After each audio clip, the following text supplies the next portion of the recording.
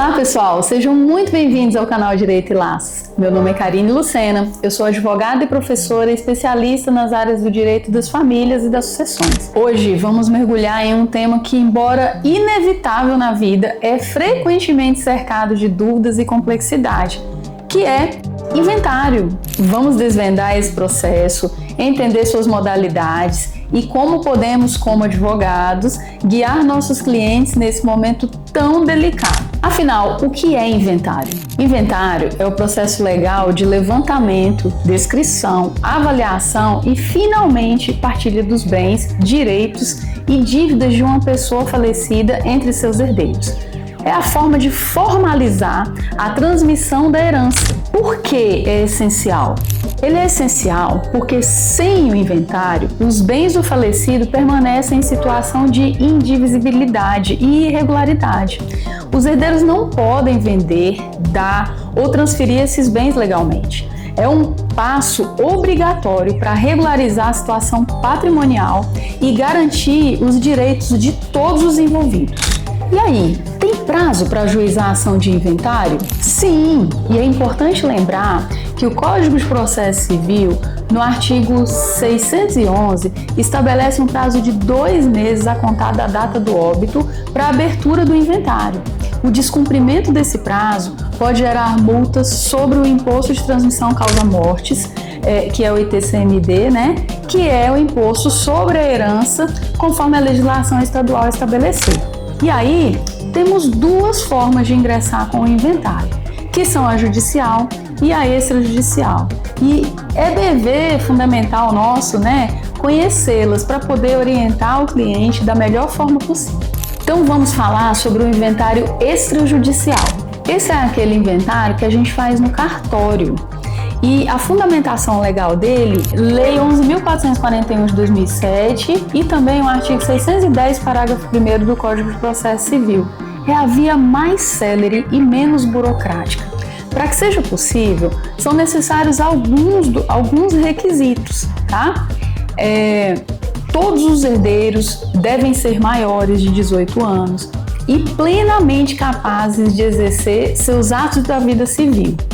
Mas seguindo as diretrizes da Resolução 571 de 2024 do CNJ, é possível fazer inventário extrajudicial com herdeiro incapaz ou menor, mas exige o consenso total entre os herdeiros e a análise e a aprovação prévia do Ministério Público, que fiscalizará os direitos do incapaz, garantindo uma partilha ideal e a proteção de seus bens, como a abertura de conta em seu nome, antes da lavratura da escritura em cartório. O inventário extrajudicial é aquele que é feito em cartório e ele é regulamentado pela Lei 11.441 de 2007 e pelo artigo 610, parágrafo 1º do Código de Processo Civil. Ele é a via mais célere e menos burocrática. E para que seja possível, são necessários alguns requisitos indispensáveis. Por exemplo, todos os herdeiros devem ser maiores de 18 anos e plenamente capazes de exercer seus atos da vida civil. Mas segundo as diretrizes da Resolução 571 de 2024 do CNJ, é possível fazer inventário extrajudicial com herdeiro incapaz ou menor, mas exige o consenso total entre os herdeiros e a análise e aprovação prévia do Ministério Público, que fiscalizará os direitos do incapaz, garantindo uma partilha ideal e a proteção dos seus bens, como a abertura de conta em seu nome, isso antes da lavratura da escritura em cartório, e não pode haver qualquer tipo de divergência ou litígio entre os herdeiros sobre a partilha desses bens. O acordo é total. A pessoa falecida não pode ter deixado também testamento, porque se houver testamento, mesmo que consensual, a via judicial vai ser a obrigatória. E claro, a presença de um advogado é obrigatória em todas as etapas, garantindo a legalidade do ato. Sendo preenchidos esses requisitos, o processo será realizado em um tabelionato de notas por meio de uma escritura pública. Agora vamos ao inventário judicial. O fundamento dele, a fundamentação legal, está lá a partir do artigo 610 e seguintes do Código de Processo Civil. Essa via é obrigatória quando não são preenchidos os requisitos do inventário extrajudicial. Ou seja, se houver qualquer desacordo sobre a partilha, a avaliação dos bens ou quem deve ficar com o quê, o processo deve ser judicial. Como já mencionei anteriormente, a presença de testamento, mesmo que simples, vai exigir a homologação judicial. Agora, vamos aos tipos de inventários judiciais e as suas diferenças. Dentro da via judicial, temos diferentes procedimentos que se distinguem principalmente pela existência de consenso e pelo valor dos bens. Vamos a eles. Inventário comum ou solene. Este é o procedimento padrão, mais formal e detalhado, previsto nos artigos 610 a 658 do CPC. É a modalidade utilizada quando há litígio entre os herdeiros, ou quando há herdeiros menores ou incapazes, ou ainda quando há testamento. Nesse tipo, o juiz tem um papel mais ativo na resolução dos conflitos, na avaliação dos bens e na fiscalização de todo o processo, garantindo a ampla defesa e o devido processo legal. É o mais demorado e geralmente o mais custoso. Temos também o arrolamento sumário. Esse tipo de inventário está previsto nos artigos 660 a 663 do Código de Processo Civil. É uma modalidade simplificada de inventário judicial, aplicável quando todos os herdeiros são maiores e capazes, e há consenso sobre a partilha dos bens, independentemente do valor do patrimônio. A principal diferença para o inventário comum é a simplificação de ritos. A partilha é apresentada de imediato com a petição inicial e a fazenda pública ela é intimada apenas após a homologação da partilha para o lançamento do ITCMD. Isso agiliza muito o processo, pois há a fase de avaliação judicial dos bens, que é substituída pela declaração dos herdeiros. Vamos então ao arrolamento comum. Ele está previsto nos artigos 664 e 665 do CPC.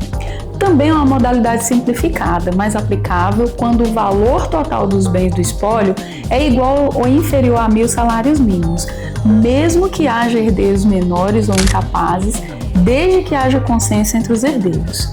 Se houver menores, o MP deverá intervir.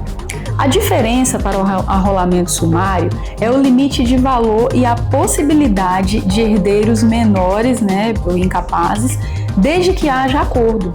O procedimento é um pouco mais formal que o sumário, mas ainda mais célere que o inventário comum. Em resumo, o inventário comum é para casos litigiosos ou complexos.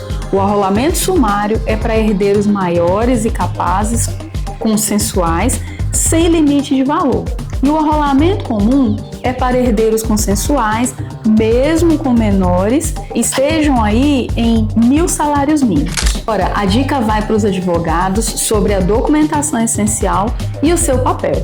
Documentos do falecido: certidão de óbito, RG, CPF, certidão de casamento, se houver, comprovante de residência, certidões negativas de débitos federais, estaduais ou municipais, e aí documentos dos herdeiros, RG, CPF, certidão de nascimento, de casamento também se houver, comprovante de residência. E os documentos dos bens são as matrículas dos imóveis, documentos de veículos, extratos bancários, contratos sociais de empresa, notas fiscais de bens de valor e etc. Tudo que comprove a propriedade e os bens. O advogado é indispensável e sua atuação é obrigatória em ambas as modalidades. Somos nós que orientamos a família sobre a melhor via, levantamos a documentação necessária, calculamos o ITCMD, elaboramos a minuta da partilha ou a petição inicial e representamos os interesses dos nossos herdeiros. Nossa expertise garante que o processo seja conduzido de forma legal, justa e eficiente, minimizando conflitos e também os desgastes para os nossos clientes.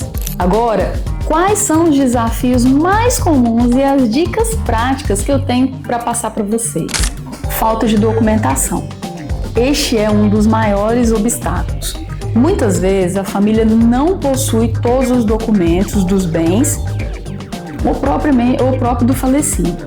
O advogado precisa ter paciência e habilidade para auxiliar na busca e regularização desses documentos, o que pode envolver idas a cartórios, prefeituras e órgãos públicos. Divergências entre herdeiros. Nós sabemos que mesmo com famílias aparentemente unidas, a partilha de bens pode gerar conflitos. O advogado atua como mediador, buscando consenso e, quando isso não é possível, defendendo os interesses do seu cliente na via judicial.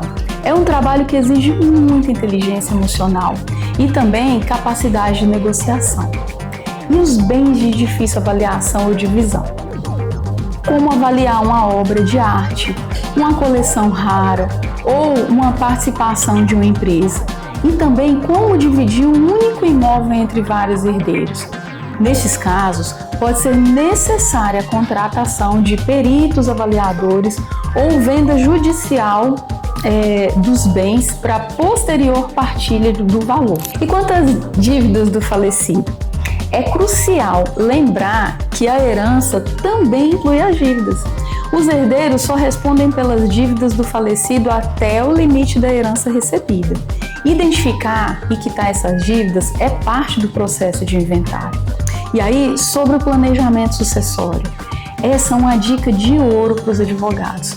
Use o inventário como uma oportunidade para educar seus clientes sobre a importância do planejamento sucessório.